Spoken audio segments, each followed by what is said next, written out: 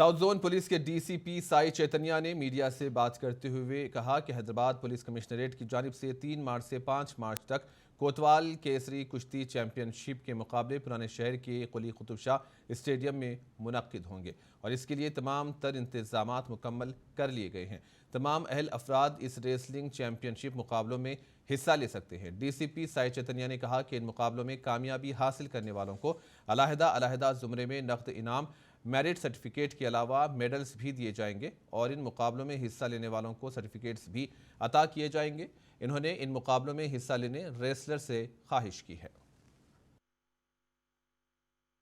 Telangana state form होने के बाद पहली बार कोतवाल केसरी बोल के एक रेसलिंग कंपटीशन हैदराबाद सिटी कोतवाल साहब की निगरानी पे कर रहे हैं। इसमें इन एंड अराउंड हैदराबाद पे जितने रेसलर्स हैं सभी लोग आके इसमें पार्टिसिपेट करने का गुजारिश है।